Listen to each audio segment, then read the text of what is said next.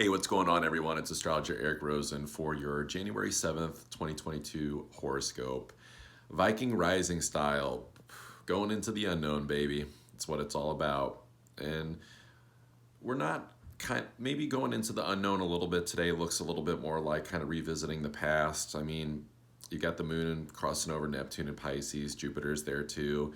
It's inevitable the past is going to get brought up a little bit, but I think this is more not to like dwell on it or feel sad about it. I think it's more like flashes of insight on where in the past were places that maybe you made quote unquote mistakes, that you weren't truly loving yourself, that you weren't giving yourself compassion, that you weren't giving yourself the tools and the things that you need to move forward on a better, higher, more achievement oriented spiritual path with all this Capricorn and Venus getting closer to the sun. So I think that's what it's like looking at. It's like, where have you maybe not been more disciplined, with yourself, and where you can start doing that. Maybe it's about getting more organized. Maybe it's about putting up boundaries with people. Basically, it's like if you're feeling that you're getting pulled into some like old toxic energy that just really doesn't feel good in the past, I don't think this is really a time to dig in, to do shadow work or to cry about it or whatever. I think it's more just like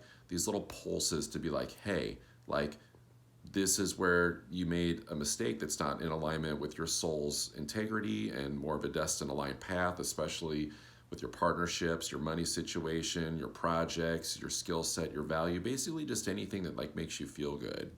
It's looking at like where did you kind of like betray yourself from giving yourself the pleasure of feeling good because maybe you went with like some old narrative that maybe you're supposed to suffer, maybe things are supposed to feel uncomfortable. It's like kind of weird because like that can be the lower side of like Capricorn Pisces energy, is just like religious guilt and suffering and blood, sweat, and tears, like Protestant work ethic, not to get like too in the religious category, but this is about like pulling ourselves like out of that and being like, no, like, Venus finds a way to feel good in any sign. And I think the best way it finds its way to feel good in Capricorn, especially as it's approaching the sun, they're approaching each other, is to really just pay attention to like what's in your heart. Get back into that heart center, get back to that love.